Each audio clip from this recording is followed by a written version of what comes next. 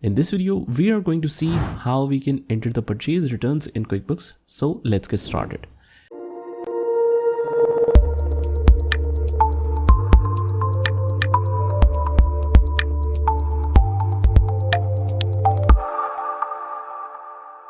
So here in this transaction on 30th January, it says purchase returns to Star Textiles of cloth B. So the return quantity is 500, rate is 150, which makes the total to 75,000. So let's move to QuickBooks and let's see how we can deal with this.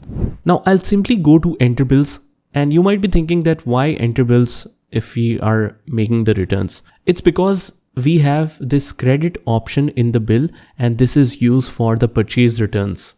First, I'll go to enter bills, then only change the radio button from bill to credit. This makes it purchase returns. And let's select the Star Textiles here, change the date. Our date is 30th of January. The reference number, you can mention the reference number here. You can copy and paste the same memo that is used as a description in the document, which is this one. Let's copy and paste this. And now we can see the two tabs here. One is expenses, one is items. So I'll go to items and select the item, which is cloth B. So we are returning cloth B. Quantity was 500, rate was 150, which makes the total to 75,000. This is the simple entry of purchase returns in QuickBooks. Let's save in new and let me show you the journal entry. Let's go back and click on reports to see the transaction journal.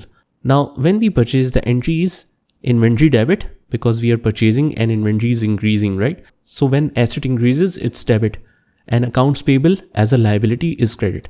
In purchase returns, it's exactly the opposite. Accounts payable is debit and inventory asset is credit.